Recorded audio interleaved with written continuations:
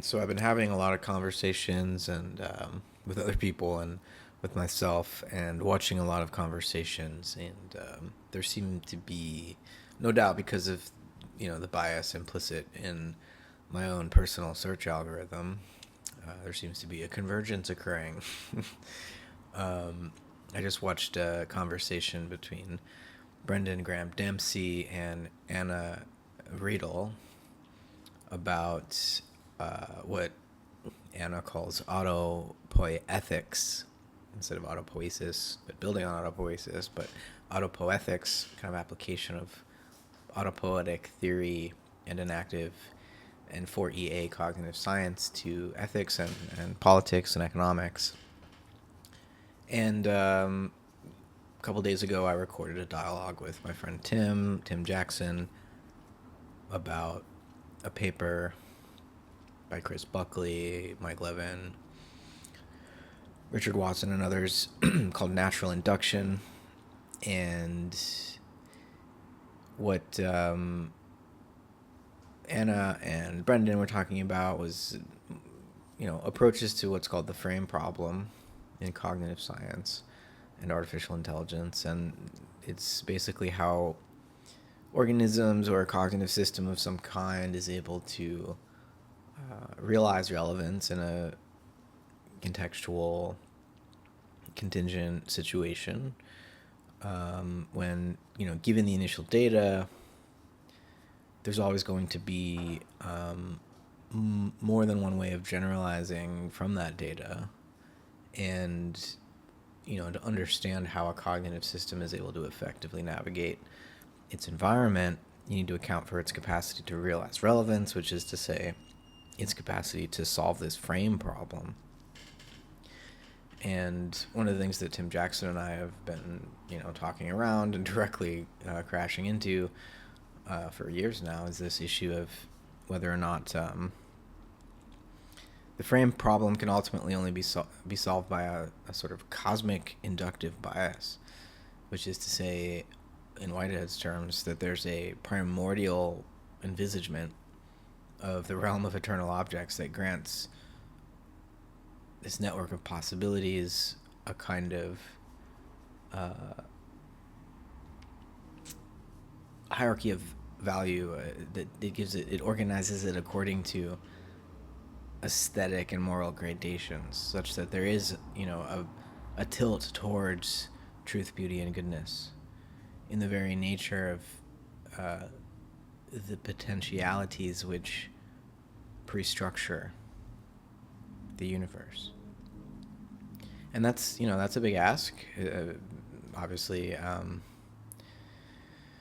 it can feel like a unnecessary, extravagant, speculative posit. To posit the idea of a primordial nature of God, which envisages the realm of possibility and gives it this necessary goodness. But it's, of course, a necessary goodness that's the consequence of a contingently emergent condition upon creativity. And so we don't live in a perfect world, right? Come on, Philo. Up. We live in a contingent world. Even God is limited in Whitehead's scheme, and so this primordial nature of God isn't the creator of the world, it's the relator of the possibilities which allow the world to unfold in an organized way. So relevance realization for Whitehead is a function of this initial aim provided by a primordial envisagement, which gives some axiological texture or teleological tilt to the structure of possibility. And now how finite actual occasions or organisms, creatures respond and decide how to become in their unique situations is not determined in Whitehead's scheme by this primordial envisagement or this tilt in the teleological structure of things. There is a gradation of possibility, but the gradients that actual occasions follow in their historical roots, right, which form these enduring societies that, really gives rise to the morphological, morphogenetic structure of the world we share together, our own bodies, the other plants and animals, the mineral and astral worlds, and so on and so forth. All of this is, in Whitehead's terms, a function of the societies of actual occasions, ingressing, gnawing into this topos of telically tilted possibilities. So we're immersed in this situation as self-creating creatures, and it seems to me both necessary and admittedly somewhat I feel like it's a difficult position for me to be in, to say like, oh, we need to make reference to God to make sense of this problem in cognitive science. To solve the frame problem, we need to conjure a divine being that would order the structure of possibility in advance. And, obviously that can sound like a throwback to a pre-modern way of thinking, but I think it's less throwback and more recollection of the conditions of possibility of science. And I think, a thinker like Plato actually had a lot to tell us about the conditions that make science possible. One of those conditions would be that nature is intelligible. Can science explain why nature is intelligible? No, science is engaged in the process of trying to understand nature and arriving at laws of nature and uncovering the formal patterns which, at least probabilistically, shape the unfolding of nature, allow us to predict nature. But science can't explain the source of intelligibility itself. Science presupposes that. So to say science has presuppositions is just to say that science is a branch of philosophy. And so when we do natural philosophy and we try to understand what makes science possible, we have to ask, why is nature intelligible? And we can talk about fine-tuning in that case, that the fundamental constants were arranged just so that heavier elements, complex life, and eventually intelligent life, minds like ours, could emerge. And this suggests that either there's a multiverse and that we just happen to be in one of infinitely many sub-universes of this multiverse that gave rise to life and mind, but most of them didn't. So there's no real need for an explanation in that case. But it seems like bypassing the actual metaphysical task that we're faced with to point to a metaverse and just say, oh, it's just statistics and it's random and we happen to be, but there's nothing to be explained. It's basically a shirking of the responsibility to explain, to reference a multiverse. The other choice with regard to this apparent fine-tuning and the sort of anthropic principle and all of that is to say, oh, actually there is a cosmic constraint. Actually there is a primordial envisagement that gives a telic tilt to the field of possibilities. And to pre-shape the field of possibilities is not to determine what actually happens, what actually occurs. What actually occurs is free and continues to be subject to the creative advance, to the accumulation of history, and to the refreshment of relevant novelty, which again comes from this primordial envisagement of the infinite realm of eternal objects.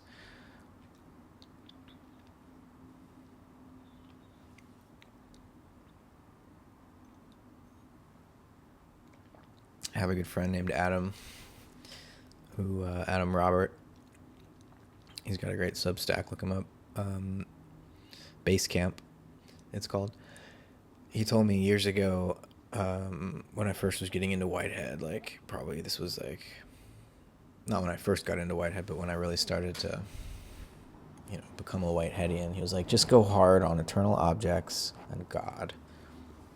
He had this intuition that those concepts were important, and that's why Whitehead's work was so relevant, because modern science really needed to rejuvenate, to recuperate, recollect the importance of these ideas, eternal objects, in other words, formal causality.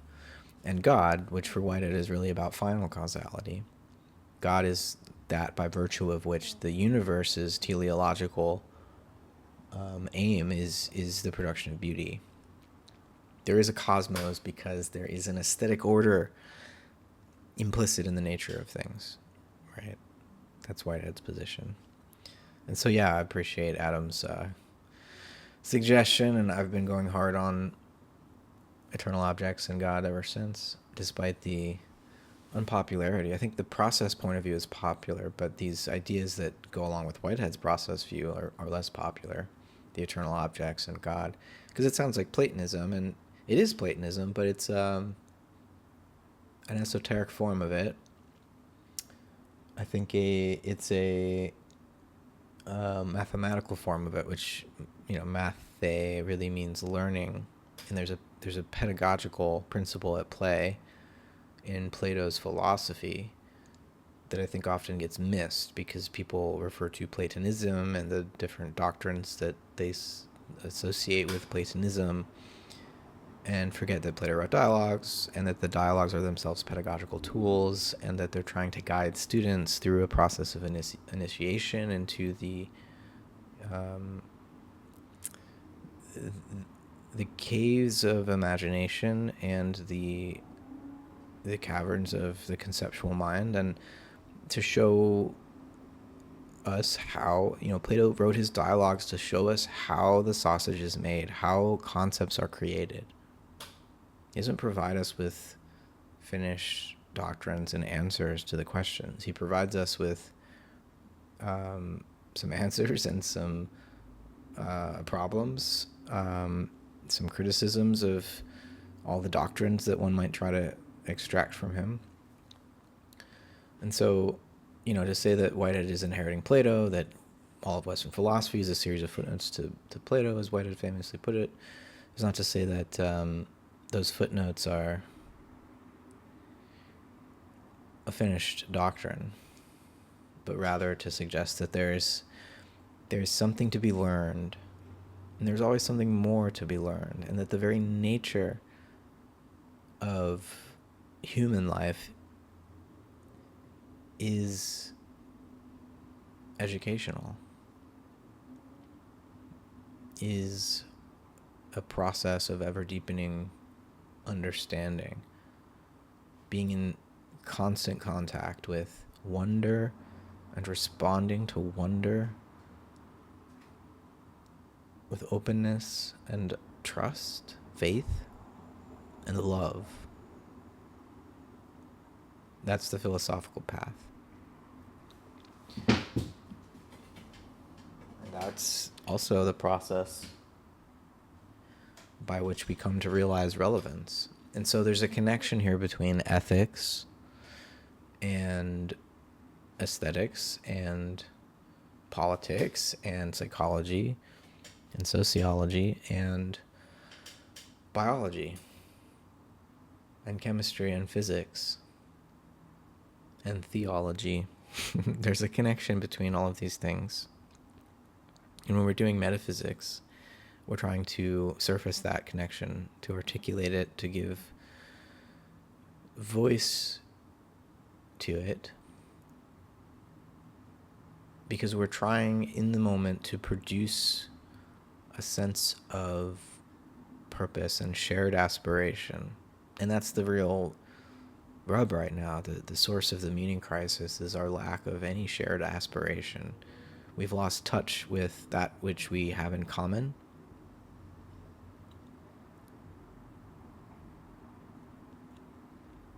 And so we've become alienated. We've become incapable of communion with each other, with the universe, with God. We've lost touch. We've become disintegrated, incapable of intimacy. But God is always inviting us back. To speak in that way might sound religious, but I think we need to find a way to speak in that way that is common. We need to make it common again to speak in that way and not feel embarrassed about it. The modern individual has, with its science and its technology and all of its freedom, has grown embarrassed of faith in God. And I think that's a problem. We need to humble ourselves, because